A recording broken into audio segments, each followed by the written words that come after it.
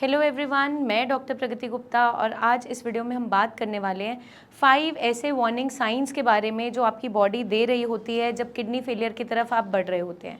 तो कुछ ऐसे वार्निंग साइंस एंड सिम्टम्स हैं जो बॉडी में पहले से ही शुरू हो जाते हैं और आगे चलकर वो बता रहे होते हैं कि आपकी बॉडी जो है कुछ ना कुछ ऐसा इंडिकेट कर रही है कि आगे चलकर किडनी फेलियर तक आप लैंड हो सकते हो।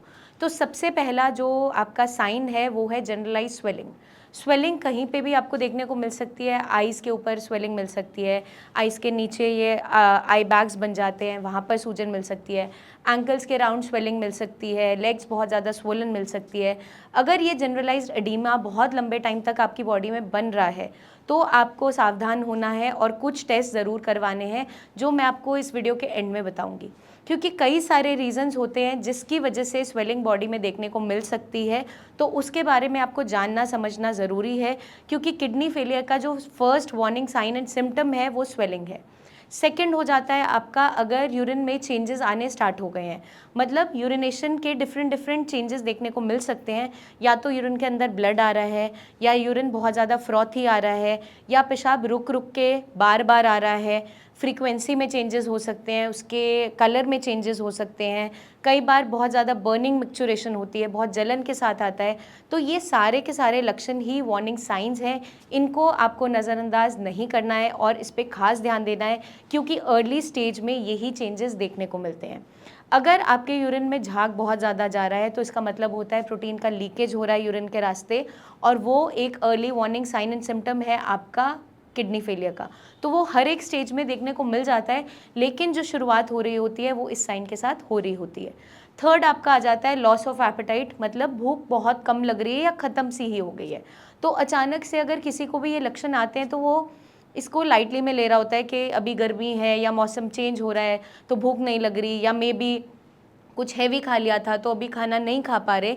लेकिन ये सारे के सारे जो लक्षण हैं ये वार्निंग साइंस हैं, इनको आपको बिल्कुल भी निगलेक्ट नहीं करना, क्योंकि जब किडनी फेलियर की कंडीशन स्टार्ट होती है तो अर्ली आपको जो साइंस मिलते हैं उसमें लॉस ऑफ एपेटाइट, भूख ना लगना, उल्टी जैसा मन होना, वॉमिटिंग आना, ये इनिशियली देखने को मिल जाता है जब आपकी किडनीज अच्छे से फिल्ट्रेशन नहीं कर पा रही होती है और बॉडी में टॉक्सिन्स एक्यूमुलेट हो रहे होते हैं। तो इस चीज़ का हमें खास ध्यान देना है। फोर्थ आपका जो लक्षण आ जाता है वो है आपका वेट में चेंजेस आना या फटीग साथ में होना।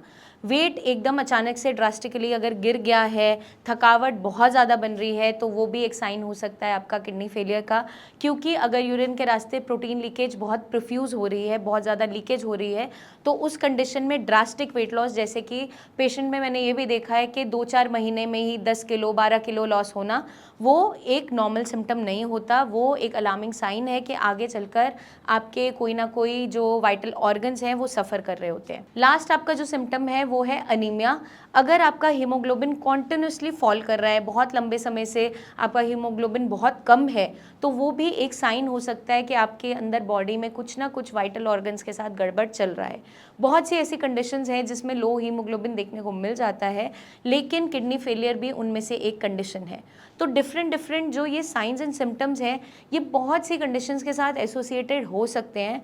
तो अगर आपकी बॉडी में स्वेलिंग आपको देखने को मिल रही है तो कुछ लैब इन्वेस्टिगेशंस आपको ज़रूर करवानी है, जैसे कि आपका किडनी फंक्शन टेस्ट हो गया, लिवर फंक्शन टेस्ट हो गया, आपका थायराइड प्रोफाइल हो गया, आपका यूरिन का रूटीन टेस्ट। ये सारे के सारे टेस्ट बहुत ज़्यादा ज़रूरी हो जाते हैं करवाने, क्योंकि कुछ ना कुछ डिस्टर्बेंस आपके इन्हीं फंक्शंस के अंदर मिल रही होती है जिसके कारण से स्वेलिंग देखने को मिलती है।